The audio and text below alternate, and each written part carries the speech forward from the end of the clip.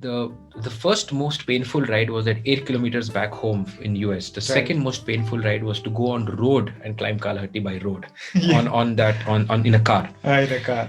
And then Sultan Bathery to Ooty, and I was all along. I watched you guys, and I was crying.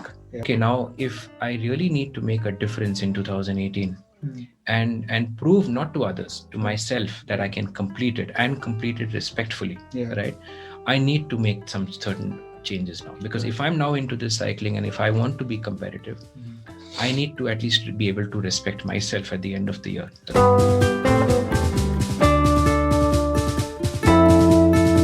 In the first CS last year, what was my time? Okay, it was half an hour, right? What was Venki's time? Venki was 27, 24, 21, whatever. What were the others' times, right? So I did all of that profiling. Then I said, okay, what was their power? What was their this, that, and all that? So if I need to do well, I have to do this. What is that profile? Is it, when did the climb start? What is the grade of the climb? At what kilometer does the climb start? Detailed notes. So for each CS, I had close to 2 pages of notes.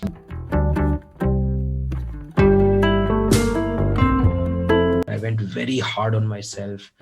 I stopped training. I was extremely frustrated, and Anand told me that, look, this is not your profession. You know, if you don't like to do something, don't do it. It's okay. You know, swimming is not. If you don't like swimming, don't swim. You know, go back to cycling. Go do what you like doing, because remember that the time you're spending, you're also enjoying it, right? The health benefits are there, but you're also enjoying that time.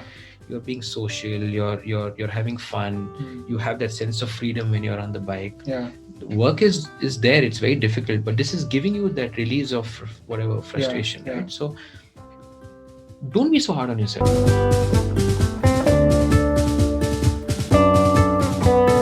I am Bikey Venki, and this is the Working Athlete Podcast. Here, I talk to working athletes from all walks of life and experts from various sports to provide you with inspiration, training tips, time management, and lifestyle advice. If this is something that interests you, please make sure you subscribe to the channel so that you don't miss any future episodes. If you have any suggestions for the guests on the show, leave a comment on the YouTube channel or join the Working Athlete community on Facebook to leave us a message. I'll put the links for that in the show notes. Today's guest is a typical working athlete, a shy, humble guy working for an IT consultancy. During 2015, he used to weigh nearly 90 kilos. Over the years, he not only lost 28 kilos, but also became one of the strongest masters athletes in Bangalore. From struggling to finish in top 10 in a field of 11, he is now consistently on the podium, giving the best in the category a run for their money. He recently started seeing results for his consistent hard work of years. He won the Masters category ITT by a huge margin last week, and he finished second in Masters category in the BBCH Nandi Epic, a prestigious race for all of us in Bangalore.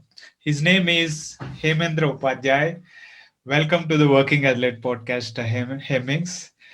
It's such a pleasure having you here. Thank you so much, Bibi, for having me over. It's an honor and privilege. Thank you so much. Welcome. First of all, congratulations on your win in the ITT. It was a massive show. It was 44 kmph? 43 kmph. It was fantastic. Thank you. It's your personal best, right? It is, yeah, it is. What was your best before that? It was 51 minutes. That was last year in the ITT. And this time it was 46-40 something. Yeah. 50, almost 5 minutes cut down. Yeah. Amazing. Great show, man. Congrats. Thank you. Okay, let us start with a quick introduction. So where are you from? What do you do for a living? And a little bit about the family. Sure. Thanks, baby. So Hemendra Upadyay. My friends call me Hemmings. It's much easier that way. I'm 40 years old. I'm a consultant. I am a partner with Deloitte here in Bangalore. Yeah, and cycling is something that I really like doing. It's something that's really transformed my life, my health, and the way my family lives around me. It's transformed a lot of that. Um, so I'm married. I have a daughter who's just about to turn, or rather, who's already turned 11. We are having her birthday party this weekend. Nice. My parents and we all stayed together. And yeah, that's just in a summary what I am and what I do. Awesome. So I remember the first time we met was what, in TFN? TFN, yeah, TFN, TF 2017 TFN, yeah, 2017 TFN. yeah, Yeah, I remember doing a small rider profile about you. in Kur, yeah, yeah, yeah. Yes, and mom was there Yes, as well, traveling with you yes, to see what the hell is all this, cycling. TFN about, and yeah, why is my son so passionate about cycling? I think she wanted to understand that, and she yeah, accompanied you for yeah, the ride yeah. in the car. So that's great. So there, I remember you telling me that you were what, nearly 88 or 90 kilos, 1993, yeah, 93 yeah. kilos. You are one up there for on me as well. I was the maximum I remember my weight being was 92 kilos. Okay. 93, great. So from 93 to now what, Now I'm 60? 62.5. 62.5. How? 30.5 kilos. Yeah, yeah, around that, yeah, Uh, 30.5. That's correct. yeah, so that is equivalent to what, easily 3 bikes and 3.5 bikes. Or one third my body weight. Yeah, yeah, yeah. 1/3 of your body weight. Yeah. So how did what started that Yeah. desire to say I need to lose weight, or what, how did it start? Yeah, it's pretty, yeah, it was pretty interesting journey. And much like most of our cycling friends who've had a transformation. So the journey started back in 2015. I was relocated to the US for 2 years. Was back then I was working with KPMG, and I was on the East Coast for a period of 2.5 years. And I remember it was June 2015 when everyone, springtime there, everyone's happy, everyone wants to go out and do outdoor activities. And right behind where we used to stay, there was this Washington and Old Dominion Trail. It was like 45 miles one way with no traffic, and everybody's cycling and running there. So I decided, to pick up a bike in June 2015. And I still remember, it's the most favorite bike of mine. It's a Specialized Rube. I got a very good deal on it, and I brought it home. And then I had absolutely no experience. So like any young or new cyclist, I went to the store, bought jerseys, bought bib shorts, bought everything that I could possibly think of, including cleated shoes, which was an experience for me. So anyway, so I did all of that, and it took me 2 days to put all of that together. And then the first weekend after I bought my bike, I decided to go on a ride. And I still remember I filled my water bottle with just plain water, no electrolytes, no nothing. I put it there, and then I started cycling. And 8 kilometers into the ride, this was in the morning. 8 kilometers into the ride, I stopped, and I fell on the track. Right, I just fell. So I didn't know what was going on, and then everybody around me, they stopped and they offered to help, and then I got back up, and one of them said that, okay, do you want me to drop you back home and things like that. And I don't like to give up, right? So I said, no, I'm going to ride back. I'm going to figure out how I'm going to do it. But they were like, okay, you're far away from home, so you still have to figure out your way back. I said, no, it's a straight road. I'll make it back. So 8 kilometers into a ride, I collapsed. And Collapsed? Why? Is it a cleated fall or something? no, it was No, it just just fell. I just fell because I was riding, and we have this word, right, called bonking. So something like that would have happened. maybe dehydration, maybe I went too hot initially, I didn't warm up, whatever it was. I was like completely inexperienced. First ride, 8 kilometers into it. Fell, boom, I just dropped. I was I didn't obviously the cleating and all of that was not the concern, but it was just something else, and then I fell. uh, Again, like, got back up, and took a long time to figure out what I should be doing, whether I should take the offer of getting dropped or whether I should ride back. But I decided to ride back, and I rode back, and that those 8 kilometers or so back home was one of the longest rides in my life. I don't know how long it took, but I do know that by the time I came back home, about 3.5 to 4 hours had passed, and I'm talking about just 16 odd kilometers, right? Wow. So I just somehow made it back home, and got home, and then I tried to do whatever I could to get back into my senses. So banana was the first accessible fruit, so I had that. I went and took a shower. I did all of that stuff, and everyone was concerned, like, what happened. But I didn't tell them that I had this fall and all of that stuff, because then it would raise the concern levels. And I said that, okay, this is not right. Right. This is not something that should happen to a person. And I'm talking about 2015, so I was 35 back then. Yeah. So then I started thinking about, okay, what actually went wrong, right? And the obvious thing was, okay, is there something wrong with am I too heavy? Am I not eating right? Did I not hydrate? So I started going through that, those thoughts. Then I stumbled upon, so I was doing all this research on the internet, and then I stumbled upon this United States Food and Drug Administration. So it's their guideline in terms of what people should eat and what they should avoid and things like that. So I pulled that up on the screen, and I looked at what they had recommended. Some of those terms I didn't understand, so I said, okay, forget it. But basically, what they had recommended versus what I was eating was nowhere close. Okay. So they said, they had their own prescription on, how much protein, how much carbs, how much this, that, and all that. And I was nowhere close to that. Right. And much like your story, BV, I used to eat a lot. I was fed a lot. I was a so-called healthy boy. Yeah. And I was much on the heavier side, right? And then I started, thinking about, okay, now I know all of this. We have access to all of this. We are in a country where, you can easily get most of the stuff. Now, obviously, India also has almost all of what we used to get there. But, there I was like, okay, all of this is accessible. Can I do something to really make a difference in these 2 years that I'm going to be here, right? To my health. Right. And in turn, how the family looks at health, right?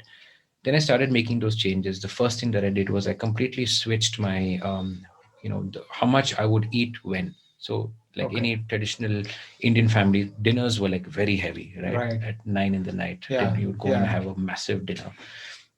I said, okay, that's not happening. It's our time together. Yeah. And eat whatever we can. Just keep eating, right? So I switched that. I said, okay, now I'm going to start with a heavy breakfast, right?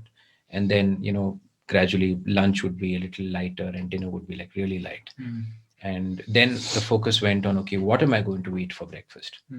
And those changes in terms of what I was eating, at what time, how much, what kind of nutrition was coming, fruit intake, vegetable intake, all of that, I started putting into my diet on a daily basis, and didn't stop riding. Okay. I said, okay. So what were those changes? Do you remember, like, what was breakfast consisting? What was lunch consisting? And yeah.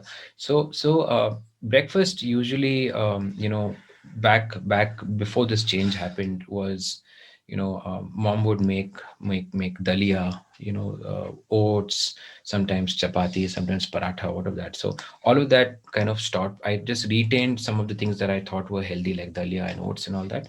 And then I added stuff like, for instance, I would have eggs back then. So I would have 2 eggs.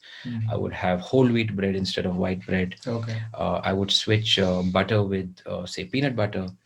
Then I would have granola, cornflakes. And then, even the milk was like low fat milk. Those kind of changes I started to make. And I would take in a lot more fruit. Okay. Because I I didn't like fruit back in the days, Yeah. like, no, I don't like all of this. So Yeah. I said, okay, this is good. Just hold your nose or whatever and eat. Yeah. Right. So then those changes happened. Then that would be breakfast, and I would try to have breakfast pretty early in the day, Okay. because in the US they start work at about 7:30. So I would Right. have breakfast early. Then would try to have a mid-morning snack, which again would be like maybe a sandwich or some kind of a roll, chapati roll, which would have, say, tofu inside, or whatever it is. Then lunch would be a very simple salad, which would make sure I would make sure that I have a lot of vegetables in it, right? So Right. all your colored capsicums, mushrooms, all of that would be there, and they have all kinds of leaves, right? I mean, some of them I don't even know. I would go to the store and say, I want that color leaf. Yes. They would, oh, you want arugula? You want this? Oh, it's called arugula. Okay, whatever. So I would put all of that and then have a very light lunch. And that all these changes started to make me feel I would start feeling a lot more fresh through the day. Right. So I would be very energized, very fresh. And then again after lunch we would generally leave work by about whatever 5. So before that I would have like a small sandwich which I would pack from home. In the evening, try to finish dinner by 7. Okay. So dinner would be like really light. Again, maybe a salad or I don't like soup. So every time soup would be made, I was like, no, I'm not having soup. Okay. So none of that. So again maybe a sandwich or whatever. So it was these changes, and then riding the bike, right? So 8 kilometers became 10 kilometers, became 15 kilometers, and then I would see all of that positive results of these changes. Okay, just trying to kind of cap the diet part, because that is a huge component, right? Yeah. So people say 80% of your weight loss thing is diet, and only minor part of it is exercise and everything else. So these changes that you made for breakfast, lunch, dinner are comparatively huge in terms of the change from your previous diet, right? Right. Both in terms of content and also the calorie density. Yeah. Okay, so that is what kind of contributed a lot of, so how what was the kind of rate of drop? Did you lose like 2 kilos per month, or what was that? Yeah, no, you're right, and you're absolutely spot on, because calorie deficit is what actually contributes to weight loss, right? So cycling would probably burn at that point of time, what, say 300, 400. Reduction in intake would again, bring down what you're taking in, and through the day you're active, so again you'll be burning, right? So net intake, net calorie deficit is what helped. And you're right, I have this, I've heard this phrase somewhere which says abs are made in the kitchen, not in the gym. Right. So I've read that phrase somewhere. So anyway, so you're right. I was very meticulous in monitoring my weight loss. So the first 10 to 15 kilos happened in about 8-9 months. Right. So that's the fastest weight loss, right? It just boom, it just happens. Yeah. Maybe it happens even like you can actually lose a kilo in 2 days. Yeah. It's that quick. Yeah. You're experienced. Yeah. So again, started drinking more fresh juices, citrus juices, water, all of that. So these get flushed out very quickly, right? And you feel full also. So my water intake used to be like 2 liters a day, but then I upped it to 8. 8 liters of fluids, I would say. Yeah. Right? So first 15 kilos, the loss happened very quickly, right? And then I still remember that after a year of going to the US, I was eligible to come back for a flyback. Okay. I'm going back to India, right? And this is during the December, January. That's when they are also shut. So I came back and I was like, okay, now how am I going to keep this up, right? Because now it's been a while. I have to come back, and will I be able to sustain it? So I came back, and obviously the first few days was a little difficult because your body is protesting, your access to such good food, and I ate, and I gained a little bit, but then again went back to the disciplined and life. The last 15 kilos I still remember took a long time, It was very painful. Right. Because you have on one side you're following a diet which has resulted in weight loss, but it is not anymore. Not anymore. Yes. Right. It plateaus. Completely plateaus, and then you are struggling, you're getting frustrated that I'm doing the same thing, why am I not losing weight? Yeah. Right. um, so the last 15 kilos was tough, but what really helped me in the last 15 kilos was I upped my cycling. Okay. I completely upped my cycling, so the mileage went up, the intensity went up. Okay. So um, how was that mileage till then, through that initial 15 kilos, the initial year? Yeah. And then how did that change from there? So one good thing there is, I realized this: winters. I hate winters. It's too cold. It's just very, very cold.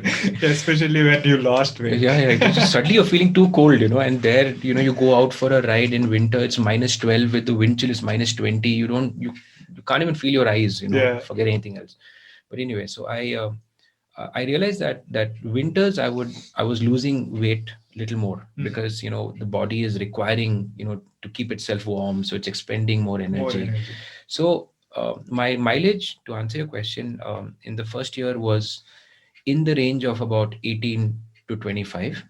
And because in summer and spring the days are a little longer there, I was able to ride a little later. So I would try to come back home at a time where I can still go out and spend say an hour on the bike. So I would cover about 15 to 22 kilometers depending on which side of the course I'm going.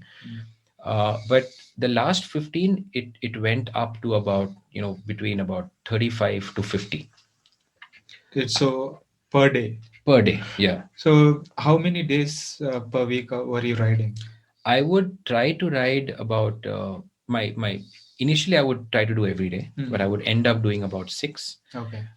But work started to pick up a lot after the first year of me being there, because that's when I got to know. So then it came down to about like 4 to 5 days. Weekends were a lot longer. Okay. So weekend I would try my best to do about say 70. When I would hit 70, like yes, I'm very happy. Yeah. Once I did 90 also, which was a massive achievement for me. But yeah, so mileage towards the second half of my weight loss journey, if I split it into two, was significantly higher. Okay. There's this one app that I used by Under Armour. It's by MyFitnessPal. Right. So I used that app very, very diligently. I mean, every day, and that syncs with your Garmin, right? So it would pull up my calories burnt because of my workout. Yeah. And then my intake was all documented. Okay. And so much so that sometimes you just scan the barcode of the product that you've eaten. It would immediately tell you what you're eating, and it would give you the calories and the other nutrition. The MyFitnessPal app that you just mentioned is quite amazing, in the sense that it has even those idli, dosa, vada, everything. Also. Right? Yeah. Indian, you don't have that excuse of I why would that, how would I enter how many calories that the idli has? It has that. It has also. It has that information. So, everything. So you were diligently entering what is the input, as in how many calories were going in. Yeah. How many calories are you expending through the activities? So it is giving you a tally and how much deficit, and it will also give you a kind of a graph. Nutrition graph. At this rate, you would hit this weight at this time and stuff like that, right? Yes, absolutely. Yeah, that would be very motivating. It was extremely motivating, and every time I would weigh myself, I still have it on my phone. I would take a picture of what the weighing scale has mentioned, and I would be, extremely, like you said, motivating to see that, okay, this is actually resulting in something. However, there were cheat days. Yeah. I would still definitely have, but I made sure that my cheat day is on the day when the ride is the hardest. Okay. So if I'm doing 70, so I don't feel guilty. Right. Because what would happen is that if you do your cheat day on a rest day, then you end up gaining weight. Yeah. So your motivation level will drop the next day. Yeah. Right. So I would say, okay, I've ridden so much. Now I can eat. Yeah. Right. And then I would eat. Right. But even things like, I can say and contrary to what people think, that I don't eat anything or I don't eat much. Mm. I would still eat chips, Mm. right? I would still eat fried stuff. It's Okay. okay, but Yeah. chips would be like, okay, baked multigrain or baked whole wheat chips, things Okay. like that, right? Okay. Just to, I know it may not be the healthiest thing, but it's still Right. healthier than The deep fried potato fried chips. potato chips. It's still healthier, yeah, but Healthier in the sense, at least the calorie density wise, Yeah. it's much lower. Yeah. Because you are not having those that the calorie of that oil is much more, right? yeah, exactly. Yeah. So I guess that would Yeah. make sense. It's Okay. also easier on the stomach. The Right. stomach digests it and processes it well. And I would make sure that any of this that I'm eating, because I just love nachos and salsa and all of that. I really like, Right. even now. So I would make sure that I'm not having it during dinner, because then your body is going to take a lot of time to process it. Like, you need sleep, your system and your body also, your stomach needs sleep, right? You don't want to give it so much that at night it's struggling. Okay. So I would make sure that all of this is either had like a mid-morning or an afternoon thing, Right. as opposed to a dinner. Okay. Again, changes like, sugar. See, with fruits you anyways get a lot of natural sugar, right? Right. But then I was avoiding all of that at dinner. No sugar at dinner, right? Because Okay. again, same concept. Body Right. needs to rest. Okay. Give your stomach a break, right? Okay. That's excellent. So majority of that weight loss is, so you have this saying, right? Even in IT, what you measure gets uh, improves. Yeah. The same for cycling or Yeah. whatever you do, and you used the same mantra to kind of track your weight. Yeah. You diligently measured using the MyFitnessPal app, and Yeah. you saw the result. It kind of Yeah. improved over Yeah. a period of time. And coming to the, so during the second year, you said the volume and the intensity Went up. Yeah. and that helped get helped you get out of that plateau. Yes. Right? Yeah. So did you lose that 15 kilos in the second year again? Yeah, it was a little more than a year. The again, that if I divide that 15, the first 7 of that 15 was because of this. The last 7, and you're a good friend, so I'll be very honest with you. I got at a stage where I was so frustrated that I'm not losing anymore. Okay. That I stopped eating. I would not eat for like I'm not having lunch today. I'm not having dinner today. Okay. Because I want to see. I was maybe I had gotten obsessed with the fact that I'm losing weight, right? Yeah. So then so that happened for a few weeks, I would say. Okay. So then body had no choice but to respond to what I'm asking it to do. Right. And the last 5 kilos happened like this. Okay. I'm being very honest with you. Yes. So Yeah. maybe without knowing, you were doing intermittent fasting. Now come to think of it, I guess it's that. Because if you have that, so intermittent fasting says you have this, you eat in this 8-hour window or 4-hour window, and 8-hour, if you eat in that 8-hour window, fast for that 16-hour window. Yeah. And these windows change a lot for different folks who are following intermittent fasting. But from what I hear you saying, skipping lunch and or dinner, so it's sounds more like you were unknowingly following that kind of pattern.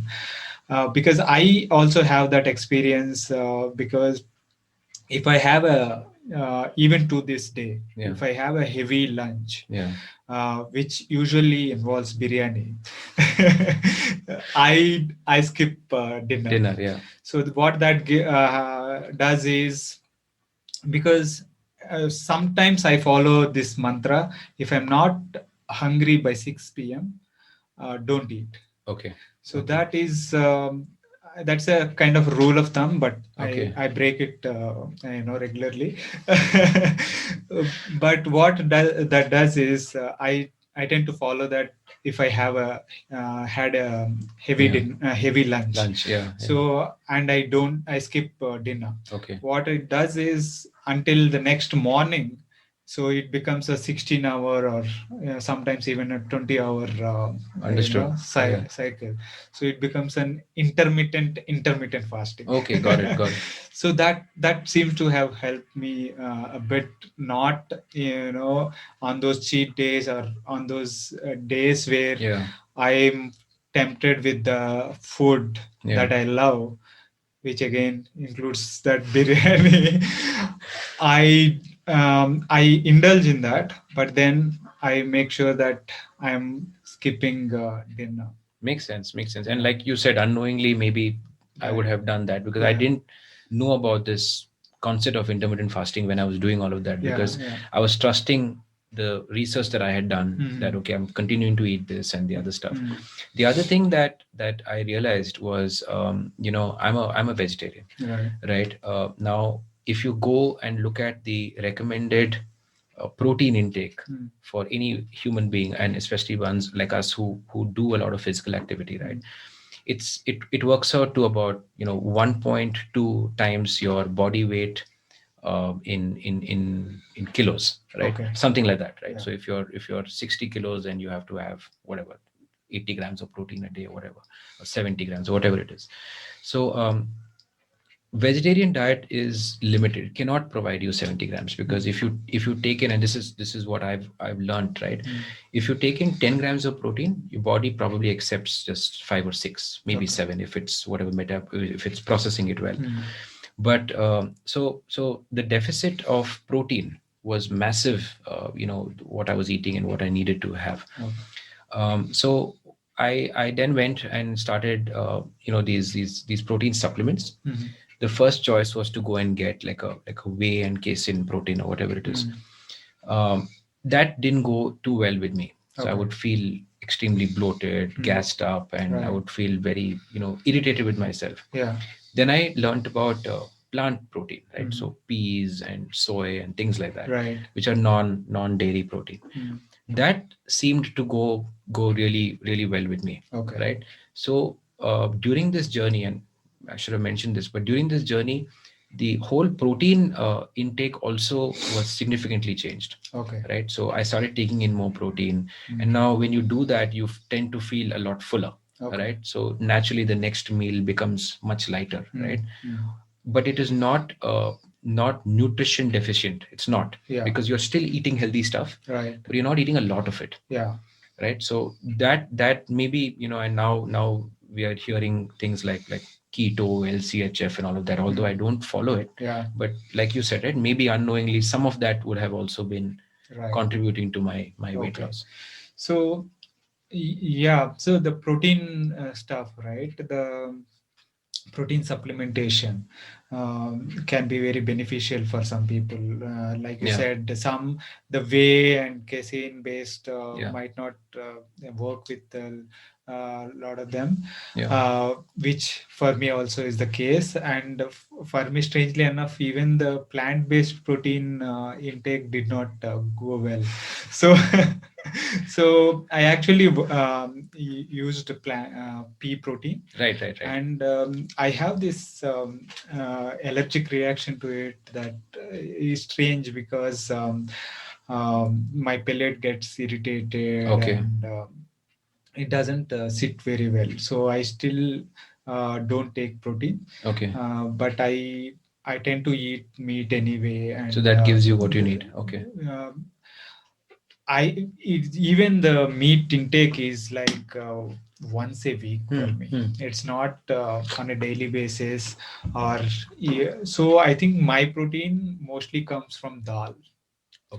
But once a week, usually there is meat involved, biryani involved somewhere. But the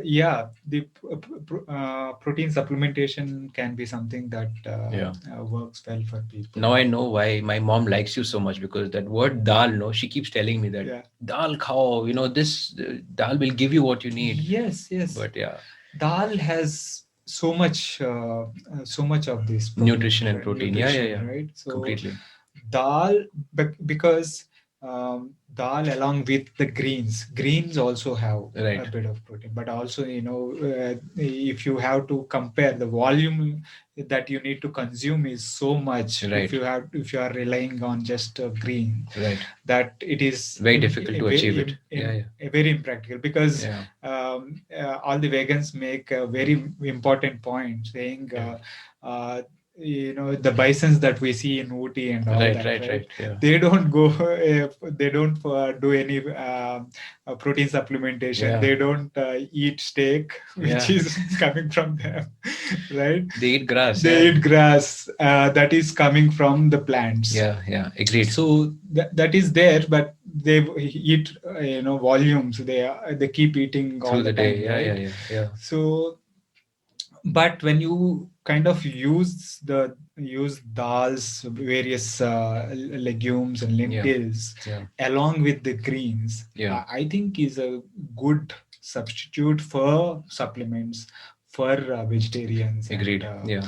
this thing, uh, that is something that I've been looking at for a while. And because I don't consume meat every day, Yeah. but dals is something that I include almost every day. Especially on days that involve hard workout and Yeah. stuff, I say I need dal today. Yeah, no, you're right. You're absolutely right. And I think we are really privileged that we have so many types of dal. You have. Yeah. I mean, I know I can't recognize them, but I've heard names like tur dal, moong dal, chana dal, Yeah, and then yeah. there's a 5 dal mix and all of that Yes, stuff. yeah. But yeah, so those are really, really healthy. I completely agree with you. Yeah. So I would listen to mom, what mom says, and eat more dal. I agree. Yeah, yeah. Right. Sprouts is another thing. Like you Yes. said, greens and sprouts is really something that helps. Yeah, Yeah. agreed. Yeah. So great. So this 30 kilos you lost in those 2 years. Yeah. Okay. So what happened next? So now from 2015 you came to 2017. Right. And you came back to India? Yes, I did. Yeah, you're right. Yeah. Okay. So how did tour of Nilgiris happen? What Yeah. got your attention with the tour, and Yeah. how did you end up signing up? Yeah, that's a very good question, because that's another part of my journey. So, like you said, like you rightly said, 2017 is when I came back. I came back, and I moved along with the entire team to Deloitte from KPMG, and I still remember, just before boarding the plane back home from the US, I weighed myself. I was 58.5. Whew. That's when I really got nervous. That Okay. I was looking like a, I don't know, like just skin on bones, right? Some people say I still look like that, but back then 58.5 was a very nervous weight to get to, right? And I was like, okay, I think I need to start now figuring out whether this is healthy, actually, whether it's healthy or not. Right. Because someone, when I'm not very tall, but if you look at from a height perspective, maybe that's not the right weight for me. Right? It should be little bit more.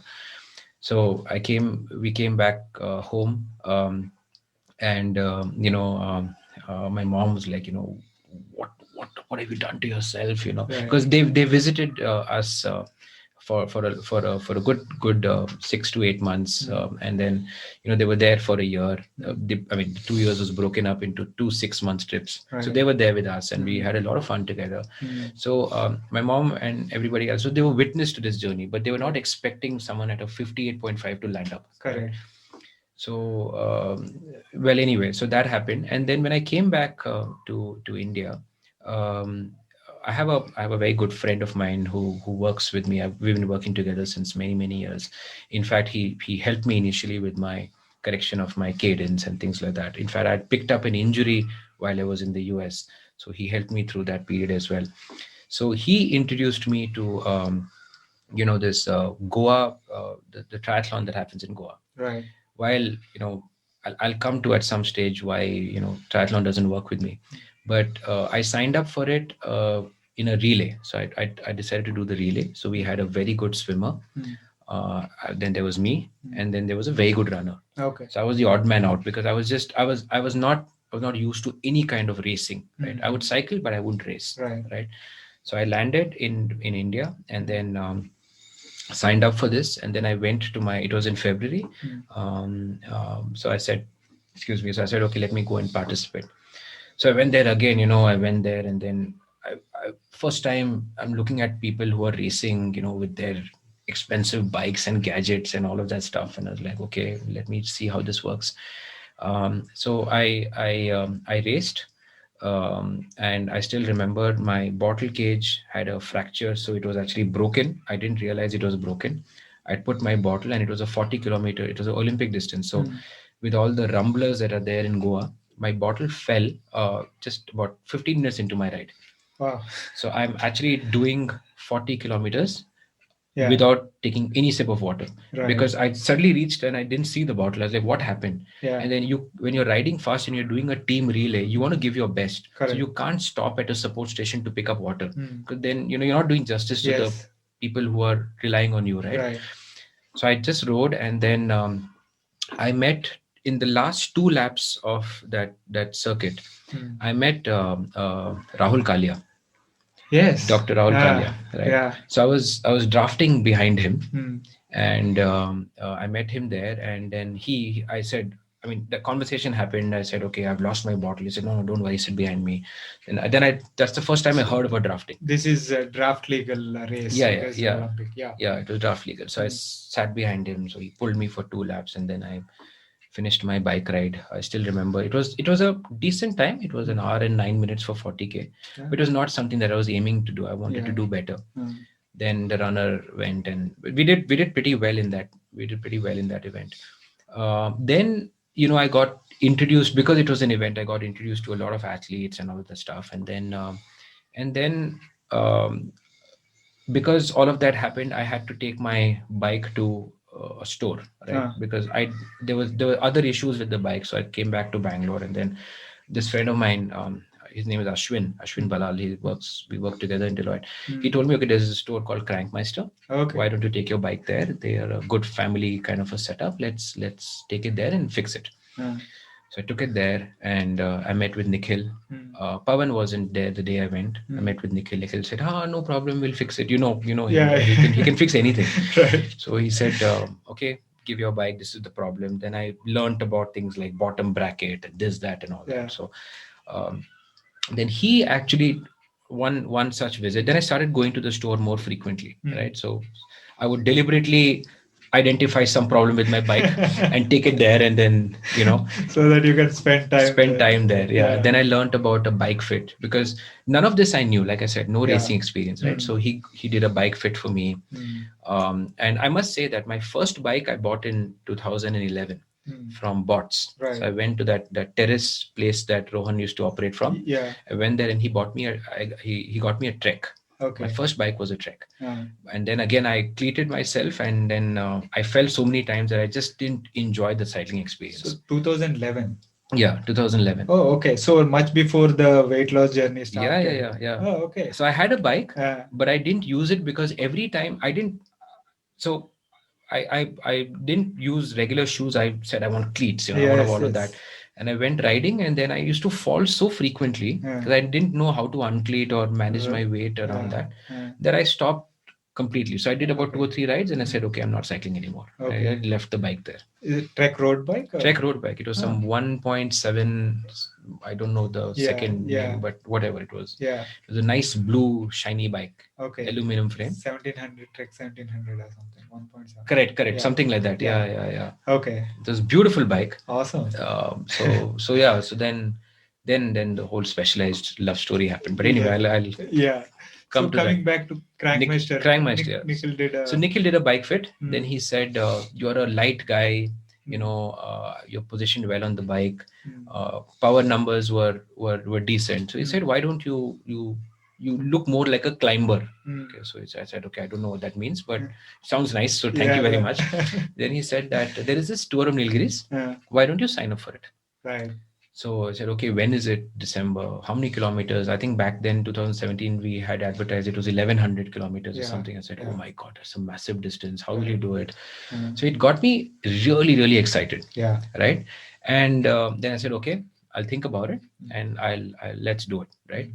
Then in March 2017 was the my first BBCH event, the ITT. Right. Right. So I signed up for that because this whole racing bug had got to me. Yeah. So I signed up for it, and I rode. I still remember I had lost all this weight, but I hadn't changed my jersey. So I was wearing an extra large jersey, which was fluttering even while standing. Forget while riding. And my bib shorts were like, again loose. Yeah. I went and I did a time trial Yeah. on my Roubaix. Very Yeah, completely, So, I mean, I didn't know how to sit. I didn't know anything. I just said, Probably okay. felt like having a parachute and Completely. riding. Yeah. Extreme resistance, right? I Yes. mean, the most ideal how not to ride on a cycle I was. Yes. So I did that. It took me about, I think, 55 odd minutes to finish that. Right. And then I saw all of you. Still pretty decent, yeah. 55 minutes, same 33.5 Yeah, kilometer same loop, 55. I Right, think 55, 56 was my time or something like that. Very nice, yeah. So then I saw all you guys, right? Yeah. You guys were like flying. Yeah. I still remember. Then I heard about you. Okay, because I remember you still you distributed a trophy on that day. Because I was 55 minutes, I thought, damn good, I'll get a trophy. And I stood there, I saw the prize distribution. I still remember you had given away I think I don't know which category it was, but you did give a trophy to somebody. And then I heard about you all. And then I said, okay, so Tour of Nilgiris introduction has happened, BBCH has happened, Goa has happened. And then someone said that, okay, look, if you have signed up for Tour of Nilgiris, you need to ride a lot more. Right. And you need to ride outside a lot more. You need road handling skills, you need bike handling skills. So why don't you join these guys? They start from Esteem Mall on a Saturday. Yeah. Go join them and ride with them. Yes. So I said, will it help me? He said, yeah, obviously, because you're going to be riding in a bunch and all of this stuff, it'll help you. So I said, okay. So then I went one Saturday. I didn't know where to park my car, and somebody told me that you park it wherever. I parked. And then I joined all of you, right? Then I saw you. I saw so many other athletes. And then I said, okay, let's ride. I still remember, I'm getting goosebumps literally telling you this, right? Look at this. Yes. First 100 meters, I was dropped. Right. You all flew off. Yeah. You all just took off. Yeah. Like, what the hell, how do I ride with these guys? Someone said that ride with them. There's no way I can ride with them. Yeah. And then I saw you guys just disappearing into the horizon, and I was just trying whatever I could do to catch up, but I just couldn't. I just blew up. So again, like my US story in 2015, where I fell after 8 kilometers, the first ride with y'all, I still remember back then a lot of construction was going on the flyover. So there were these U-turns which you could actually take. So I stopped, I took a U-turn, came back. Okay. This is like 25, 30 kilometers. This is not happening. Right. I can't do it. Yeah. Right. And then I came back home, and then again, same thing, research. Okay, why did this happen? Why wasn't I not able to ride with these guys? Then I stumbled upon, the fact that you can actually train indoors. Because all this while I was riding outside, right? Said, okay, you can actually train indoors. So then I went to, again, Crankmeister, went there and said, I've heard about this training indoors. What do you guys recommend, right? So they sold me a kinetic, that resistance trainer. Kinetic road machine. Yes. That green, beautiful looking. Best buck you could put on a non-smart trainer. I still have it with me, the same one, and I'm not going to sell it. Built like a tank. It is. So then I had that, and I had then I realized that I don't need to put my Roubaix on it. I still have my Trek. Right. So I took the Trek and I mounted it on the trainer. Yeah. And I started cycling. Then I tried to replicate some of the bike fit that had happened on the Roubaix on the Trek to make sure that everything is fine. Yeah. There were some things that were off. Then again, it got fixed, and I started training indoors. Right. So my training indoor was not, there was no plan, there was no structure. I would just get on the bike and I would cycle. Okay. And I learned that when you change these gears on the trainer, it gives you a very different resistance. So I said, okay, if I want to train some of on that, simulate some of that terrain. Maybe I need to give a lot more resistance. So I started doing that. So the training was happening, or the riding was happening, but it wasn't structured, right? And all of this is because TFN is happening, right? Um, so a lot of indoor rides happened and all of that stuff, and then I tried to do a couple of those other BBCS races which used to happen between ITT and this one. And I just couldn't survive. You all would take off, and now same thing would happen. I would just fall back, and I would stop, and all of that stuff. Then TFN happened, right? 2017 December. TFN happened, and mind you, I had only heard about Kalahati. I had never seen what that mountain is, and we've been to Ooty many times, right? Like back in the days, any holiday Ooty, right? And I would love it. So I don't remember. I never knew what that beast is, but I heard about it so much so that I was very scared, right? And then so TFN happened, and the first 2-3 days went well, because I would say that my mission was to complete the day. If you remember, we would start from Bangalore, and then we would ride on Kanakpura Road to Mysore. First day 160 odd kilometers. So I had never done these distances. So for me to just finish that was a big thing, right? And again, I had not planned it in a way that, okay, on if you recall, on one of the days, I think it was day one itself, the competitive segment was immediately after lunch. So because you are riding so much and you're so famished, I ate a lot, and then suddenly you have the CS coming up, and your body will not respond, right? So anyway, that's fine. So I my objective was to complete those events, and because I had that competitiveness with me, I wanted to do well, right? So I went, and the day before Kalahatti, I still remember. This was just when we were getting to Sultan Bathery. It was one of the hottest days. The Coorg to Sultan Bathery ride. It's rolling. It's hot. It's humid. And we stopped at that lunch point. I had lunch, and immediately after that, I had a sachet of gel. Immediately after lunch.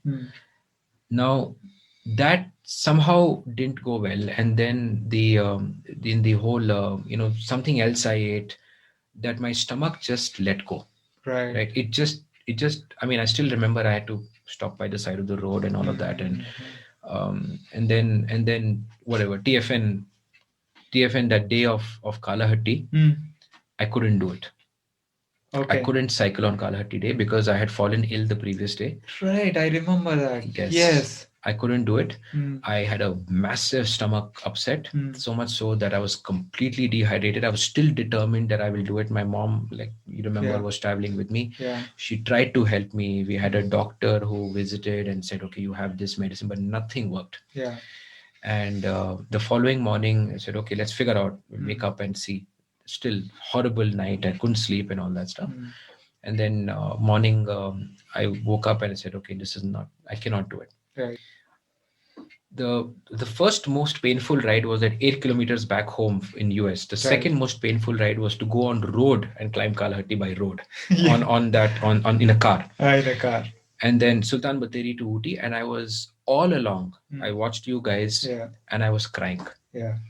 So I cry a lot. But so I was crying on the way, and I said, okay, this is not happening. This is not right. Something went wrong. I didn't prepare. I was very frustrated with myself.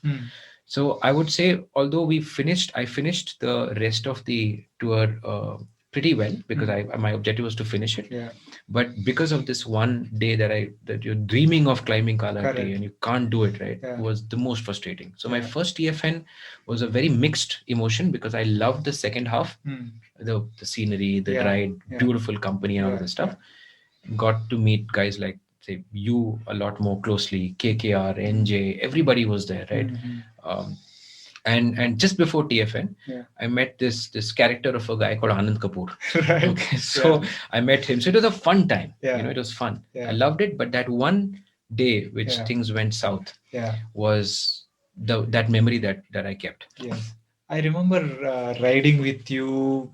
I think on the way to from Madikeri, Kushal Nagar loop. Yes, we did together. Kushal Nagar loop.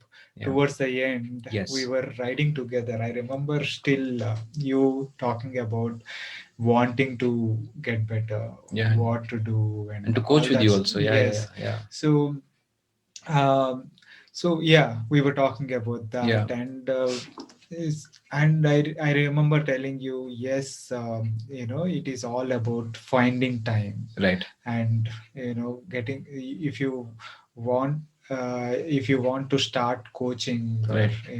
training properly, Yeah. you can't make excuses that say, I don't have time, I'm too busy at work, Correct. or something like that. Maybe I was a little harsh or too straightforward, but Yeah. that was the truth, because I was noticing, because I started coaching in 2016, Right.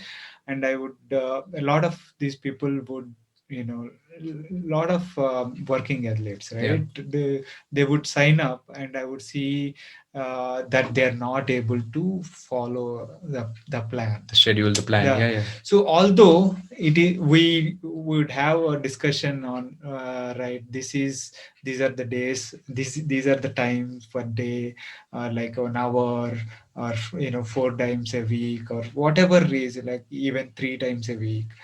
But if you kind of think that that is possible from you, and if you still can't put that in, so there is no point in paying someone to Get coached. get Yeah, yeah. coached. Yeah, yeah. So I was coming from there, Right. and then I saw you in 2018 TFN.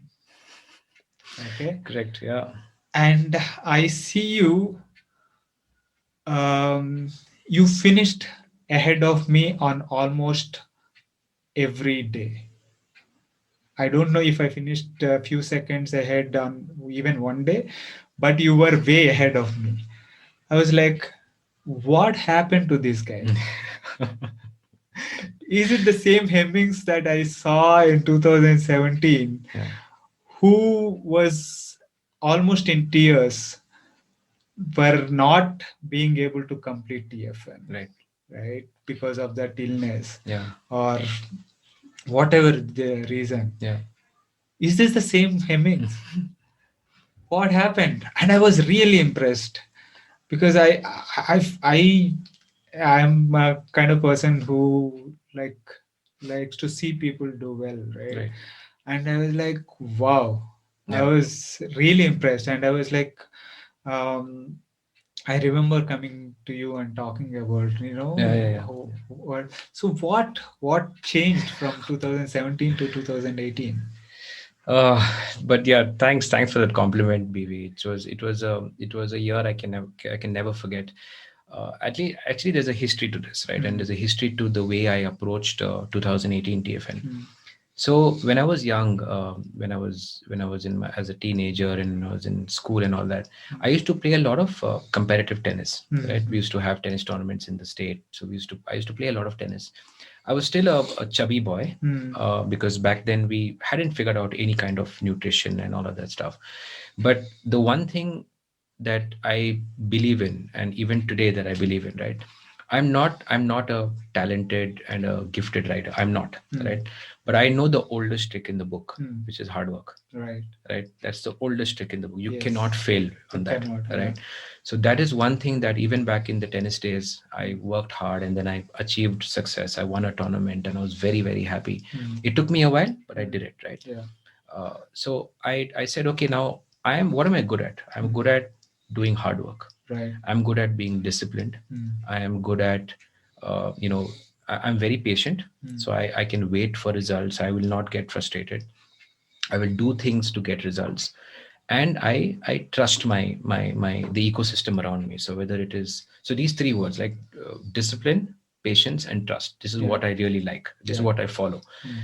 And everything comes around with it, right? So trust is, again, you trust your training, you trust your hydration, you trust your nutrition, you trust your family, you trust your friends, everything. So I said, okay, now if I really need to make a difference in 2018, and prove, not to others, to myself, that I can complete it, and complete it respectfully, right? I need to make some certain changes now, because if I'm now into this cycling and if I want to be competitive, I need to at least be able to respect myself at the end of the year, right? Yeah. So 2018, early, and what you told me during 2017, that okay, you need to find time, you need to be committed, dedicated, because indirectly what I just said is what you also told, Yeah. right? That you have to be disciplined, you Right. have to find time, no excuses, Yes. right? So I said, okay, for me to do that, I have limited time, Right. right? I have my work is what pays for my passion, right? Absolutely. My family, I have to spend time with them. Yeah. I have to spend time with friends, everything. So how can I do this, right? Yeah. So then again, back to the internet research. Yes. Yes. So I researched and I said I saw this thing called Training Peaks, Yes. right? So then I went there, I logged in, and then they had something like a coach match kind of thing. Correct. Right? Yeah. So I went and I found a coach. We spoke. His name is Alan Corley. He's based in the UK. He runs this place called Power Lab Coaching. Okay. So I signed up with him. We had a chat, and it the conversation it clicked really well. Right. So he understood what I do for a living, how much time I have, and things like that. And he obviously asked me questions with regard to how my setup is at home and all of that. I mean, you're a coach, you know what they ask, right? Yeah. It just clicked. I had another conversation with him just to make sure that I've understood, and we started. Yeah. Right. I told his first question was, okay, what is your A race? So I said my A race is TFN. TFN. Yeah. I have to do well in that, and there's no questions asked. That's going to be what it is. Yeah. Right. So TFN was the A race. That year, interestingly, we had one of the most prestigious engagements that Deloitte has ever done in India. It was the merger of Vodafone with Idea. Okay. Very, very prestigious engagement. And since I do a lot of work in the telecom, media, and technology sector, I was honored to be part of that team. Yeah. That we did work. So then that required me to travel to Bombay 5 days a week. 4 to 5 days a week, I would be in Bombay. Oh, okay. So now you see the number of variables coming in, yes, right? Yeah. I have to be outside home. Yeah. I don't have my home set up. Right. I still want to do well. Yeah. I will probably have even less time because the work will be more hectic. Correct. Right. So how will I handle it? I have to spend time with family, because if I come back on a Friday, I can't tell them a Saturday morning I'm going for a ride. Yeah. It won't work. Yes. So how do I now manage it? Right. Yeah. So then 2018, a lot of it. What was it? 2019? No, it was 2018. I'm sorry. So I said, okay, let's start training. Let's start. No, actually, it was 2019. I think I've gotten mixed up in the years. But anyway, so I do know I was traveling a lot, right? So my coach told me that, okay, you have to follow this program. These are the workouts that I've got to recommend. He did a profiling and all of that stuff. And then I started training. All of this was on the trek on my kinetic, right? Yeah. And I started to feel, so my philosophy was that if I'm spending 1 hour, I'm dedicating 1 hour, I'm waking up at 4:30 in the morning and spending that 1 hour, it has to give me the best bang for the buck. Yeah. Right. Yeah. So I started training more in a much more focused manner. It was more disciplined, and I started to see gradual improvements. Right. The obvious number was the whole FTP. Right. That's one thing that we all dream of. We all respect and all that stuff. Yeah. So I started seeing improvements in that. I started trusting my coach a lot more because there were improvements coming. Yeah. And 2018, if you remember, we did the Masters. To Go Masters Championship, which you won the road race, right? So there was this nice category which was 35 to 40, which I participated in, and it went really well for me as well. So all of these, you won that category. Yes, I did. Yes. I did. Yeah. So I saw all that positive benefits coming out from the coaching. So I said, okay, now I'm going to give my best to this coaching. I'm going to respect the fact that I'm spending time. He is spending time. A coach is spending time. So all of that happened, build up to TFN happened, and TFN, the day of TFN came. Yeah. Right. So I was extremely nervous. I spoke with my coach. He said, look, you've never been in better shape. You have trained very hard for this. Yeah. Just go and do it. Yeah. Right. Yeah. And then he gave me tips in terms of how I should approach and all of that stuff. The one thing that I hadn't done last time was to understand what each day is. When are the competitive segments? When is lunch? When is what? Yeah. So I still have those notes, and I'll show it to you one day.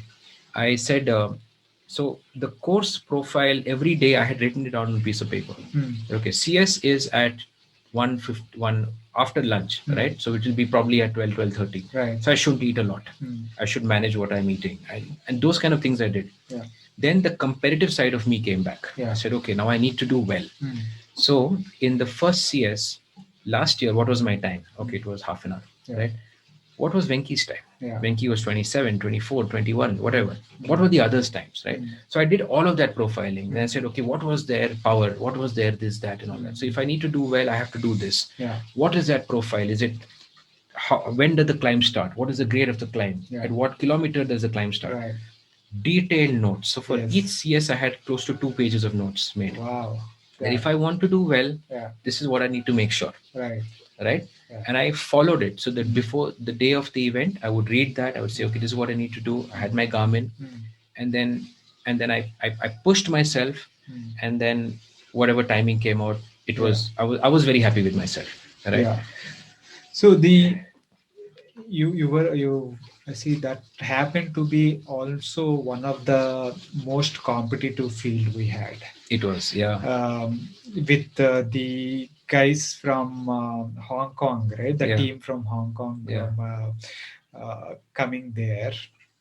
Project 852, right? Yeah. So these guys, Chris Guns, Peter Roper from US. Yeah. So these guys are Chris Guns is a Vince, you say a grandfather kind of races, right? In Bintan and Tour of Friendship, he does really well. Yeah. So those are the guys you were competing with. Yeah. We were competing with in our category, right? And you were just behind them. Yeah. Okay, and you did exceedingly well that year. Yeah. And I was super impressed. And I remember telling you, I think on the rest day or something, because with my focus on in blogging and all that during TFN, I tend to pick up a bug here and there because of lack of sleep and all. But I remember telling you that because you and others were saying because you finished ahead because you were not doing well. Your health is not good and all. Yeah. I said, but dude, get real. You would have beaten me even if I was in pink of shape, health wise. You won hands down. You were the fastest rider. You're just being nice, Vinky. No. I remember telling you that, and I meant that because that was what was the case. You worked extremely hard. You with whatever work constraints you had, you worked hard, and that was the first time I noticed you was before TFN in that masters race, saying, I remember talking to this guy. So he won this category. And now in TFN, that was the extension of that performance. And that was really impressive, right? Now I know all the research that you have done, all the hard work you have put in. And I was really pleased and couldn't have been more pleased for any other guy. Thank you, Vinky. No, I remember that was I still remember my Kalahatti day, and that was one story that I must say. Like the previous day the previous year I hadn't finished Kalahatti. I couldn't ride it also, right? So the Kalahatti day came, and I was very nervous. We flagged off. In fact, my mom flagged off Kalahatti day from Sultan Bateri, if you remember. Yes. So she was there again in 2018, and she flagged it off, and then I rode towards Kalahatti, and then we had this excruciatingly painful wait at that lunch point where we were not getting permission to get into the forest. If you remember, it took us about Right. Yes. an hour and a half, Yes. So we were waiting, and some of us had dozed off and all of this stuff. I was still trying to be, as warmed up as I had. So we left in that bunches to inside the forest. Yeah. And then we stopped at the Kalahati start, I mean the CS start Yes. point. And then Yeah, there's a that coffee day CCD. there, Yeah. right? I went there, I had coffee, and then we were all sitting. Nikhil was there, Lena, Anand, Yeah. all of us were there.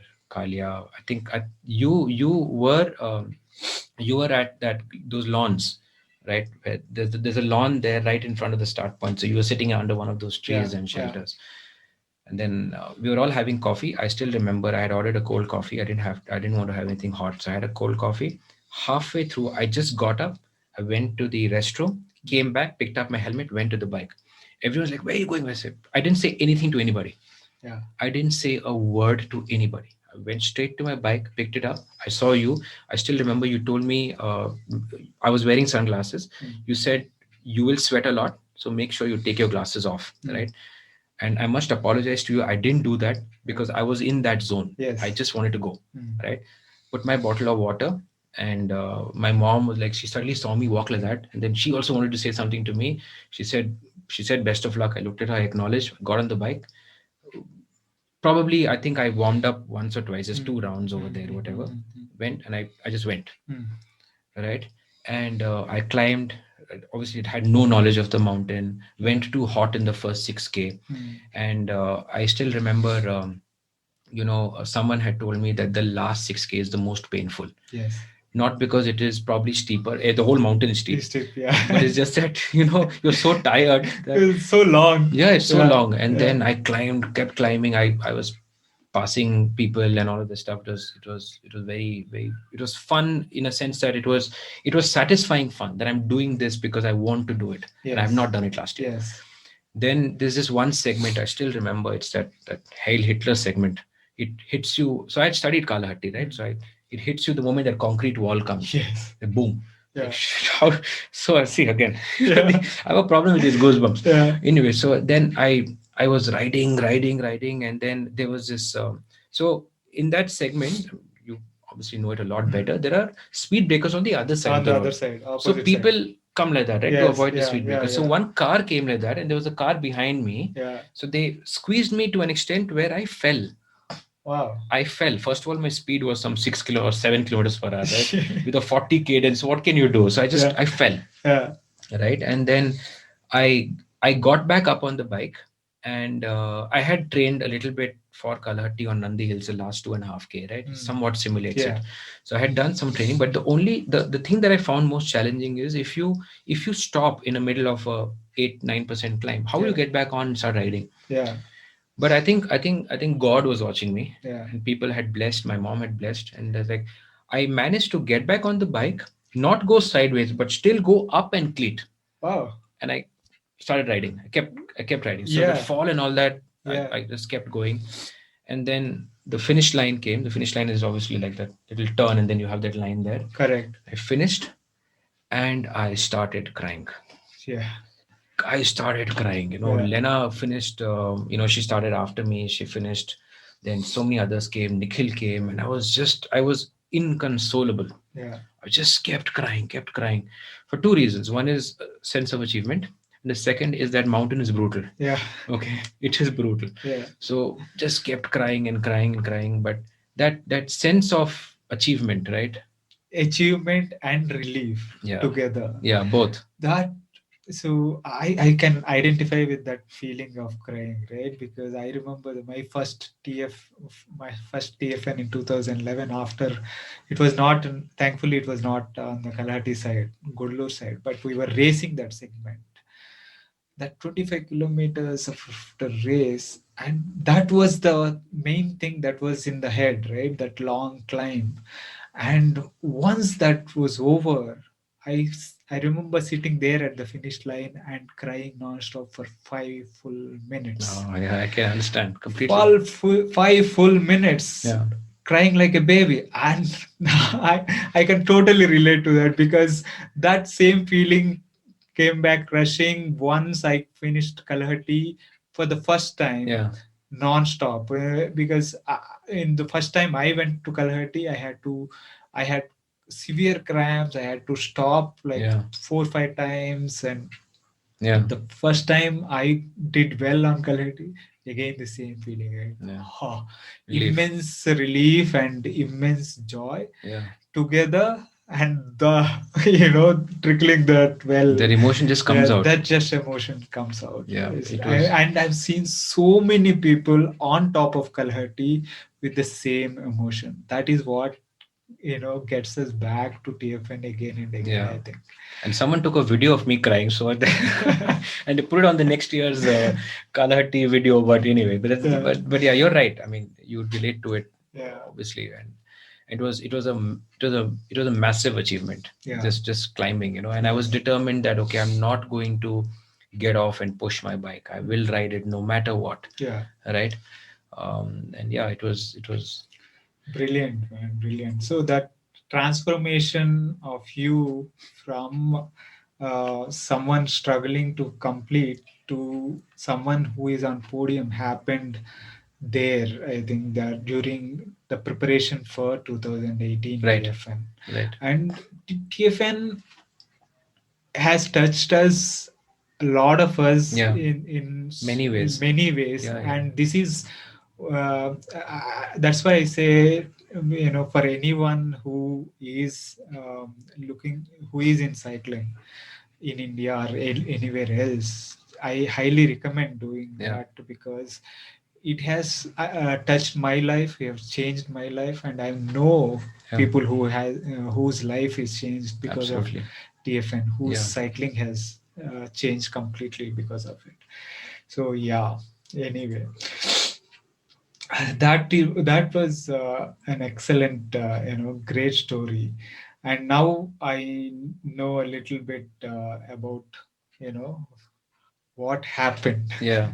True. Yeah. So great, thanks for sharing that. So Arvind, once I asked a few of our friends, if they had any questions. Oh, God. for you. I'm bad at this. No, it is related to what we just talked about. Sure. Right? How do you structure your training, and how is your typical week and month like in terms of training, is what I had. Related to that, Arvind is really impressed with the fact that you are very methodical and structured with your training, and wants to know your secret sauce for getting disciplined, structure, and consistency to your training. Okay, that's it. Yeah. So, no, that I get that question a lot. See, one of the things that I do is that um, see the whole cycling passion has shown a lot of positive impact in the way my health has responded to it, the way my family has responded to it, and it's a very uh, positively impactful investment of time, right? So what I really believe in is that if you are spending time, and if you are spending time, you might as well do it that gives you the best benefit of it, right? And if I don't see, 2020 has been a very challenging year for all of us, Yeah. right? So there were times when I wanted to stop. Yeah. A lot of people who have felt Yeah. that, right?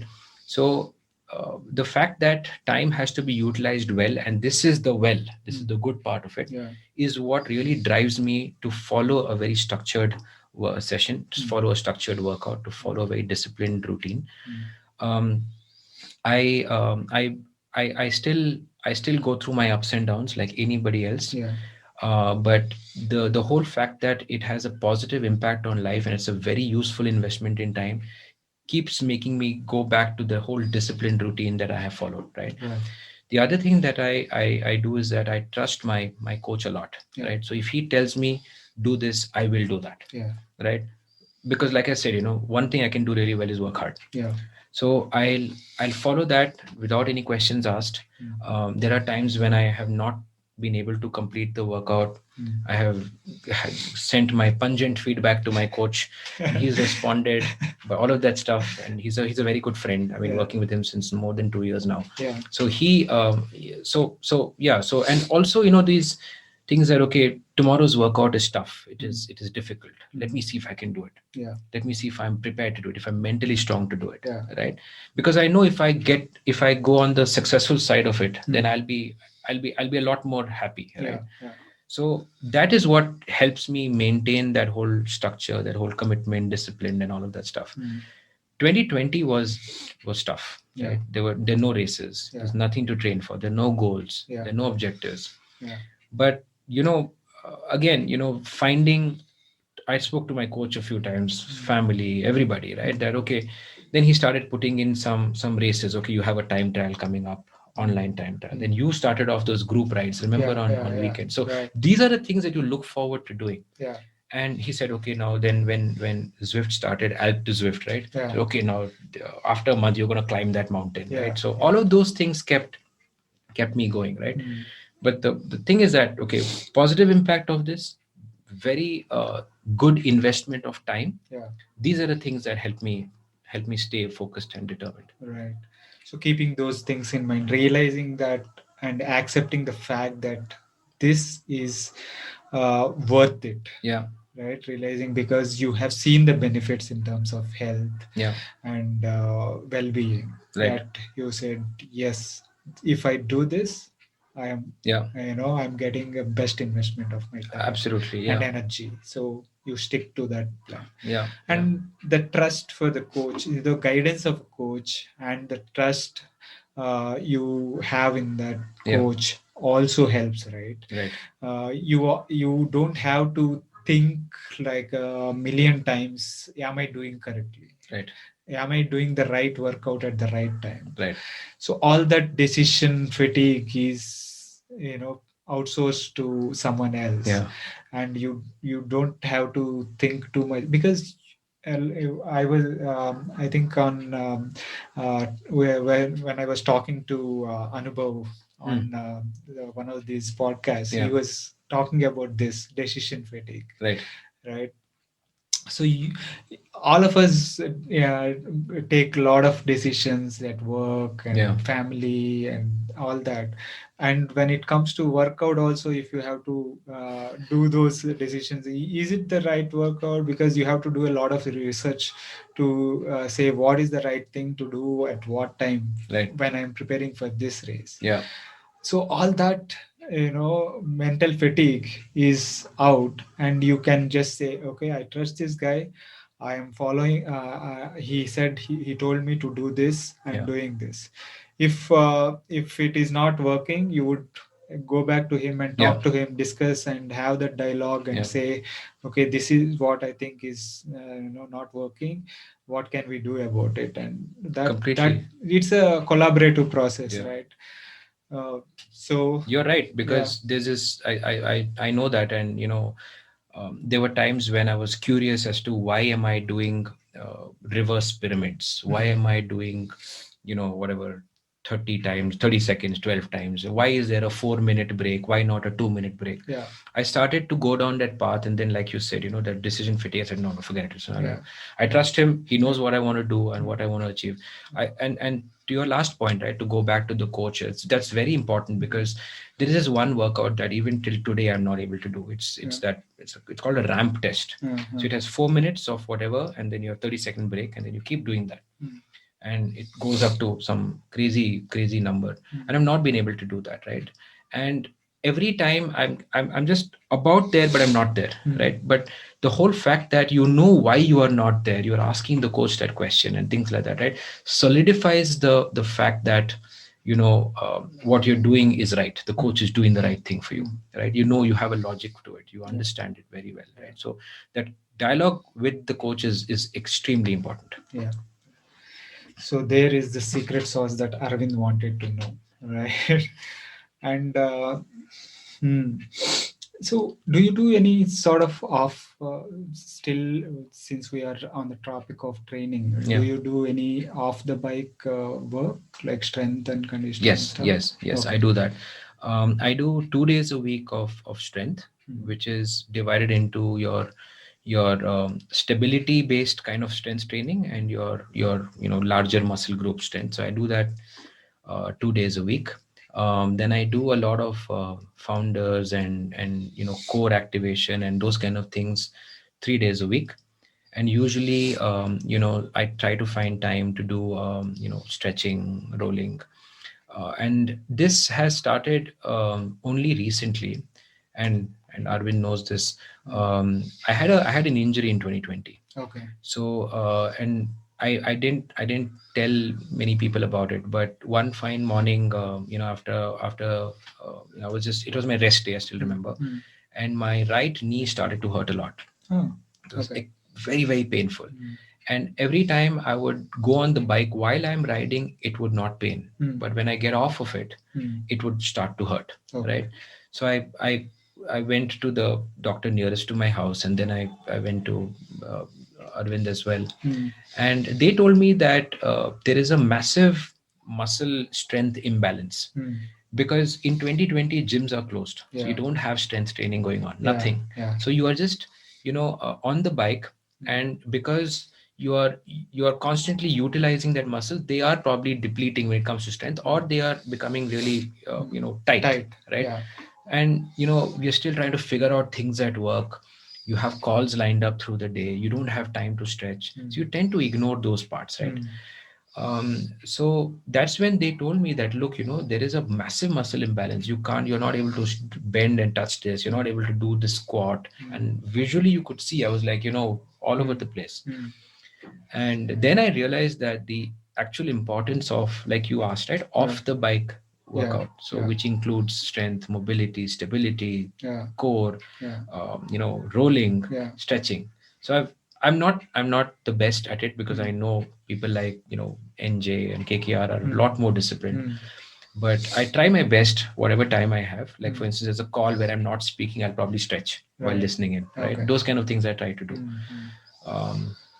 But yeah, it is something I've started. Okay. Because the body actually said that, look, please help me, I want to support you in your ride, so take care of me as well, right? So that's when I started doing all of that. So, are you taking any help with the strength and conditioning anywhere, or how is that going? That's a very good question. I don't have a instructor yet. I went back to my coach, and he suggested a few things specific to cycling. But what I think I really need to do is to make sure that I'm doing it right. Okay. So whether I'm The doing form the and form, all. the whole motion of how it is actually executed, am I doing it right? I rely a lot on YouTube videos, because they help a lot. they help a lot. But I mean, I don't know. I'll think about it. It's a good question. But so my question has had two aspects to it. Like, how do you know what are the right things to do? Yeah. So that if your coach is telling what to do, right? And the second aspect is how do you know what is the right way to do? Yeah. YouTube is helping in in a way. So Yeah. that kind of answers the question. So as long as these two things are, because these two things are very important, Right. the correct form, that you are the correct form, if you are doing stuff in the correct form, is more important than what you are doing. Correct. When it comes to weight training, that is something that even NJ was talking about in the other episode. And so that is very important. And so cycling, the workout, because you are constrained for time, making sure that you are doing the right workouts. So in the right way is more important. Right Agreed. way is more important. So that I think is going well. So keep doing that. Great. So now I have a couple of questions from our good friend Anand. Oh. So no questions on alcohol consumption, please. No. Anand wants to know how does he reward himself for good performance? Do you reward? So I think he has a complaint. I see a bit of complaint. So I need to tell you about Anand. Anand is the most lively, friend that I ever have, right? We are a year apart, 1 day apart. So his birthday is on the 31st. Okay. Although I think he's about 5 or 6 years older than me, but that's fine. But anyway, he's a very lively person, and I think what he has done is that he has actually taught me over the last 2 years to actually reward yourself after a good performance, right? And he has also taught me to not be too difficult on myself after a bad performance. So that is another question he has. So since you came here, Yeah. how can he handle failures or last minute changes better?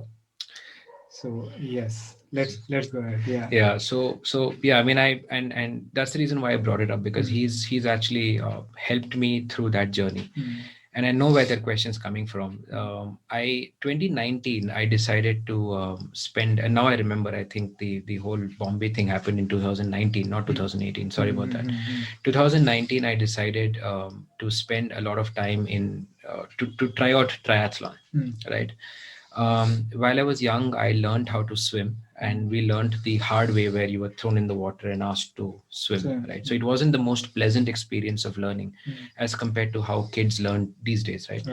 I was not a great swimmer, but I was not a bad swimmer as well, right? So I said, okay, now I know how to swim, I know how to cycle, I can run. So let me do all three, right? So I spoke with my coach. He said, look, it's going to take a lot more time. You're not going to be good at any one sport, because you have to do three sports. You'll have to spend a lot more time doing strength and this, that, and because now you're working on different muscle groups, right?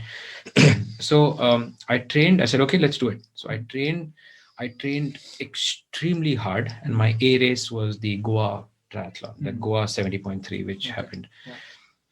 So I trained very well. My swim speed improved exponentially from where I started in January to where it got to during the race. Cycling, FTP went down, obviously, because instead of doing 6 days a week, I was doing 3 days a week. Running pace significantly improved, and because I was lighter, I was able to run faster compared to what I was before. So I was all set for Goa. There was this prep kind of a thing, that BMF triathlon, which happened, which Sunil Nanjappa and the others organized. I did pretty well there, very well there. I said, okay, we're all set for Goa. Let's go and do Goa. I was all ready. I went 2 weeks before. I did a reconnaissance. I went there. I did a sea swim. Nisha Margavkar helped me with that. And we still talk about open water swimming and all that. So I was all set to go out. The day happened. We packed our bike and all of that. We put it up on the stand. In the morning, we were in that holding area, and we started going towards the sea swim. I swam. Oh God, I should do something about these goosebumps. That is fine. I swam for 200 meters, and I tried to take a breath. Someone's elbow hit me on the head. Okay. So I went inside. So I gulped water instead of air. Okay. Then I said, okay, forget it. Let's do it again. So again, I went. Someone literally went over me. Like his torso went over my head. Right. So again, I looked up for air. I got water in. The third time where I tried to do that, I didn't see ahead, and there was this there's not massive wave, but there's this wave which came, which pushed me underneath. And then I looked down and I couldn't see anything, and I couldn't see my own arm, and I got so scared. I thought I was going to die. Right. I stopped. And then I scrambled to the buoys that they had on the side. They had a rope tied. I went and held on to that. And I said, okay, let me do it again. So I went, and I couldn't do, and I started walking back towards the shore. So you can imagine this sight where everybody is out swimming, and there's one guy who's walking back. Yeah. That's me. Yeah. So my mom was on the beach. Nisha was on the beach. So Nisha was like, why are you coming back? Keep going. It's the water is, because she saw all this happen. Yeah. She said, keep going. The water is calm after the waves. Just keep going. I said, no, I'm not going to do it. Yeah. She said, no, turn around and go. Yeah. So I tried again. 100 meters. Yeah. I stopped. I still remember that number. 358 meters is what I swam. Right. And till before the event, in total through the year, I had swam 210 kilometers. Wow. So 200. I still have the stats on my Garmin. Wow. 210 kilometers of swimming. Right. Through the year. Yeah. And I stopped after 358 meters, to be precise. Right. Came back again on the beach, sitting and crying. Yeah. Mom was there. They don't worry, it's okay. But it was very disappointing, right? Yeah. And You trained so hard for it. oh, You extremely did hard. it extremely hard through your travel, yeah, Everything. everything. And so to be able to stop after 300 meters, I could imagine how hard it is for, especially for an emotional guy like you. Yeah. So how, so that is where I think it The is question's coming coming from, from. Yeah, right? yeah, yeah.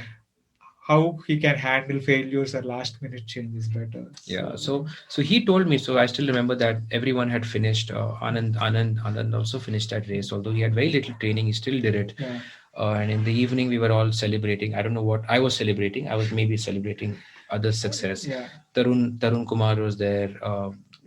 Kalia was there. yeah, Lot of my friends were there, and we were drinking. And I again started crying, and whatever, all of that happened. And then I went very hard on myself. I stopped training. I was extremely frustrated. And Anand told me that, look, this is not your profession. If you don't like to do something, don't do it. yeah, It's okay. yeah, Swimming is not. If you don't like swimming, don't swim. yeah, Go back to cycling. Go Yeah. do what you like doing, because remember that the time you're spending, you're also enjoying it, right? Yeah. The health benefits are there, but you're Yeah. also enjoying that time. yeah, You're being social. You're having fun. Mm. You have that sense of freedom when you're on the bike. yeah, Work is there. It's very difficult, but this is giving you that release of whatever frustration, yeah. right? So don't be so hard on yourself. yeah, So then I spoke to my coach and I said, okay, 2020, now I'm going to get back to cycling. yeah, And obviously, I had my calendar planned, start with the ITT. And Correct. unfortunately, that COVID, all that happened. yeah, yeah, But that is one thing that he told, that don't be so hard on yourself. Yes, that I think he is absolutely right. Yeah. I 100% agree with him, and something that that all of us tend to do Yeah. from time to time. I think we are our most difficult critics. Critics, yeah. Because we tend to beat ourselves up more. I think the kind of things that we tell ourselves, we won't even tell even our worst enemies. Right? Yeah, The kind of language that we use on ourselves Yeah. mentally, Yeah. we won't even use that for the worst of our enemies. Right. So that's where one of the things that Vicky Vicky Nicholson talks about in the second episode of the podcast, was about self-compassion. Yeah. Right. So that kind of really helped me also, that dude, this is fine. Yeah. Right. Whatever you are doing, you are very compassionate towards others. Yeah. That is fine, but you also need to show that some of that compassion towards yourself. Yeah.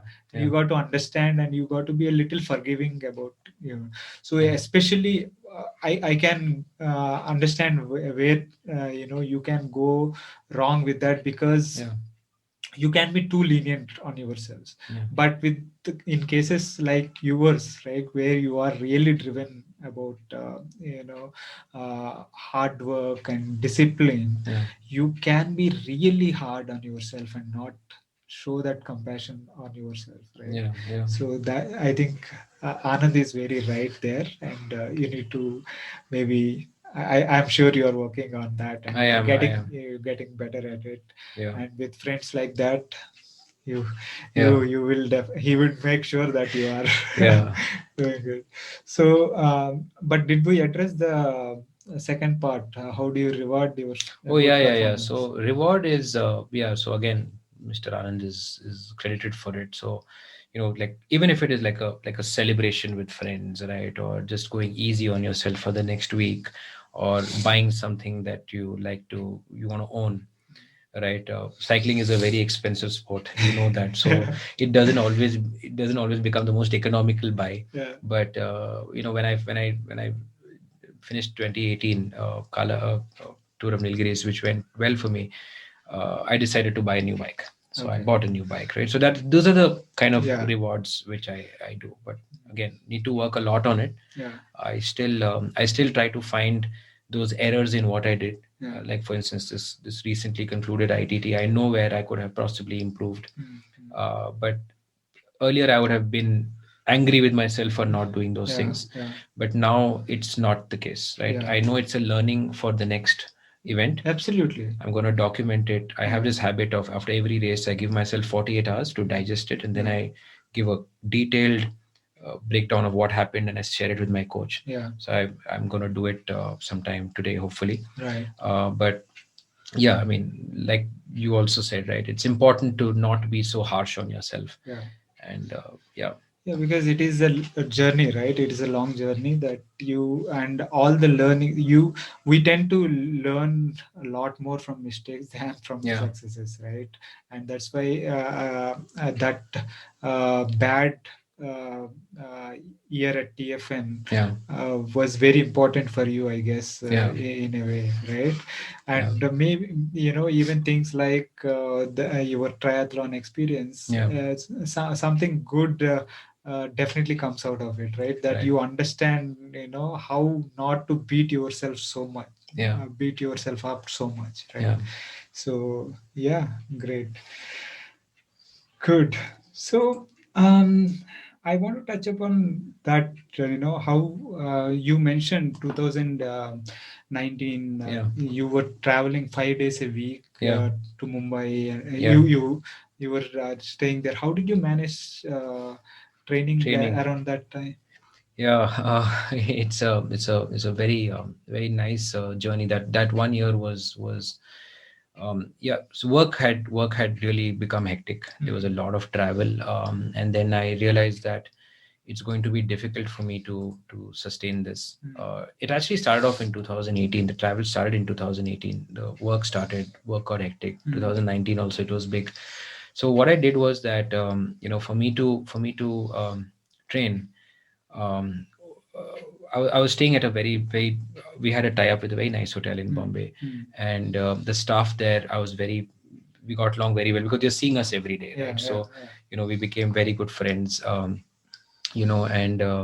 I requested one of them that, look, I'm into cycling and training, so is it okay if I bring my cycle into the gym? Okay. And with my trainer, right? I have this trainer. So at first they didn't understand, so they said that we have a cycle in the gym, why don't the you use exercise that? bike, So no, it doesn't work, no, it's fine. I said it doesn't have power numbers. No, it has everything. So the natural thing is to first say that, right? Because they are trying to help you. And then I said, no, I have this own setup. Then I said, this is what I'm training for, this is what I want to do. 2018 is very important for me, TFN. So they agreed for me to have my cycle there and a trainer there. Then they said, okay, if you're here Monday to Friday or Monday to Thursday, what is going to happen for the rest of the days? Are you going to take your bike back? I said, no, can you help me with a place where I can store it? Then I realized that our good friend Pablo, he does the same thing. He stays in the same hotel.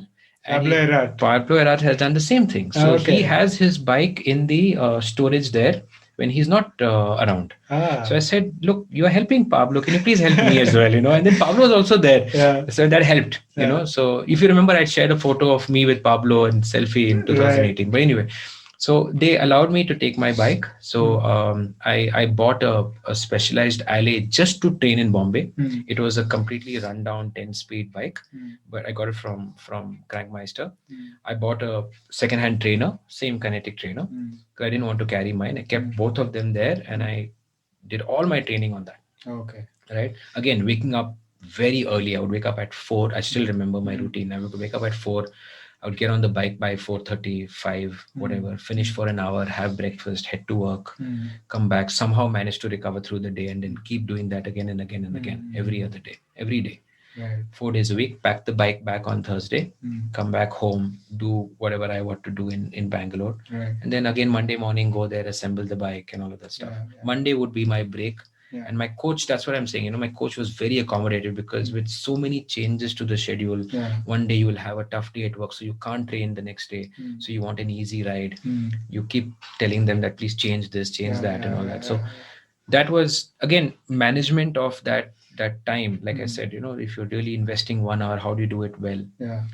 That is what I focused on, and had to do a lot of sacrifices because waking up at 4 o'clock, 5 o'clock every day is not easy. You are there, your friends you've not met friends in Bombay, they want you to go out with them in the evening, and you say no. It's a little difficult.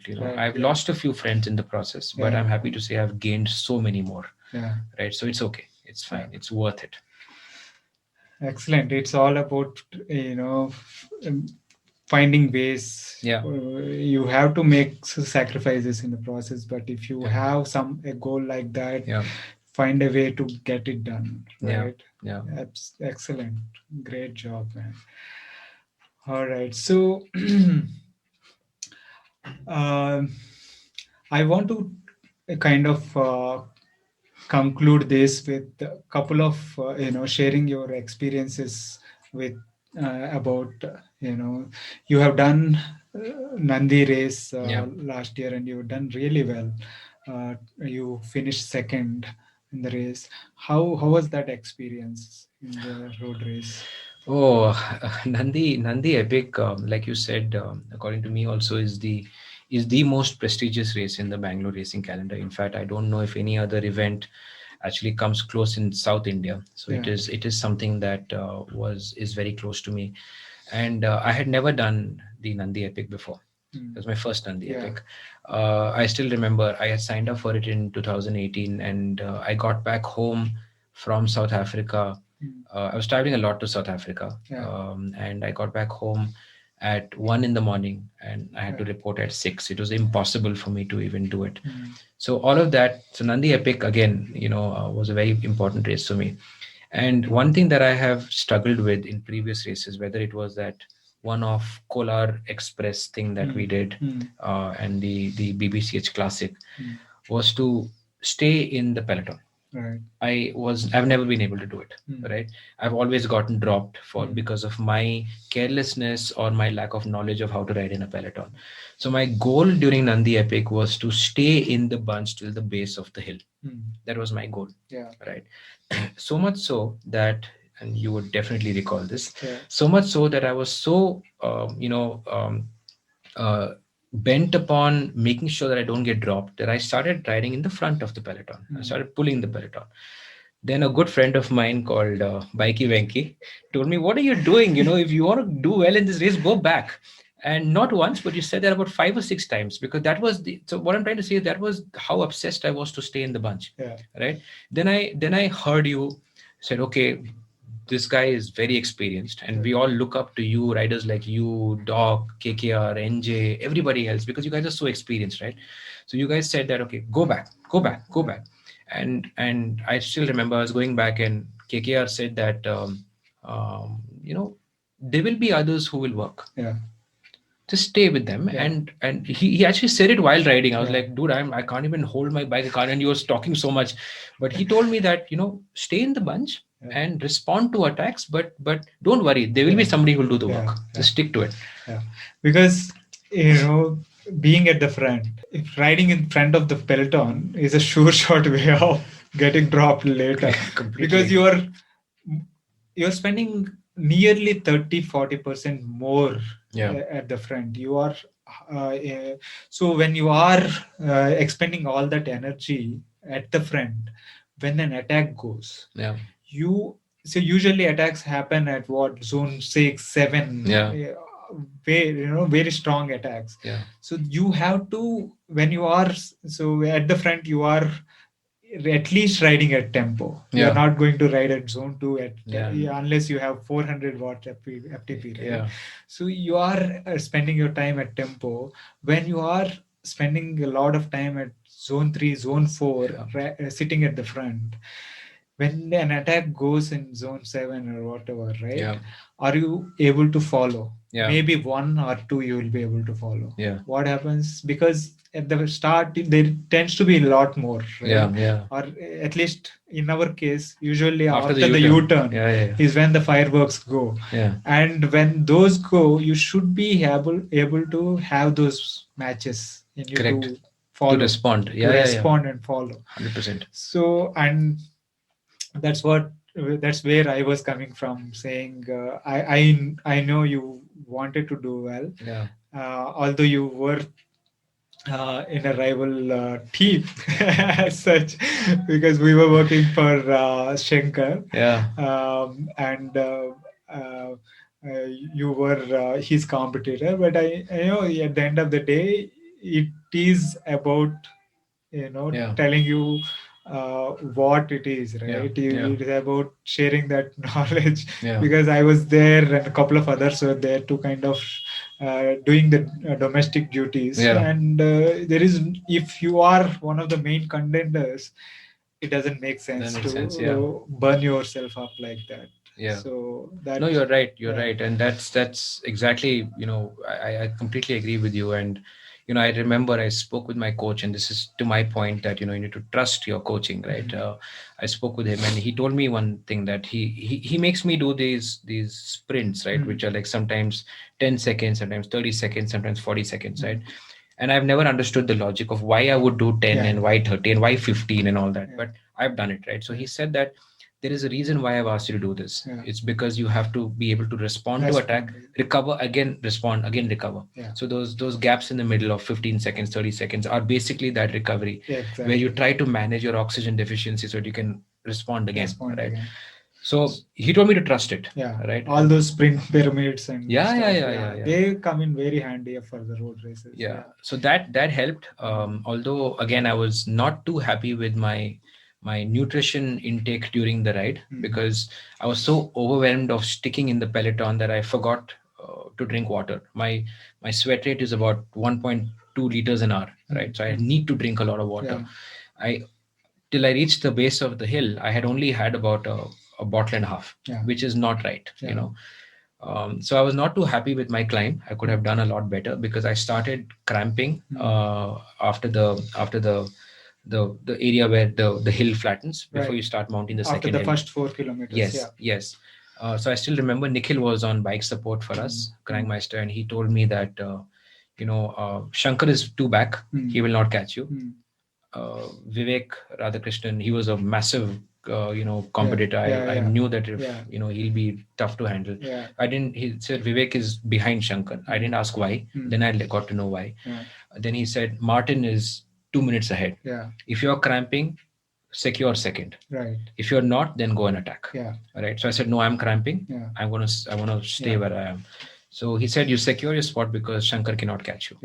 So then I climbed. Again, I was not too happy with the climb, but it is all learning, right? So what I have had like 3-4 failures on especially on Nandi race, where I couldn't finish the race. Yeah. So all those learnings that I was telling you were from those failures. Yeah, right? yeah. So Agreed.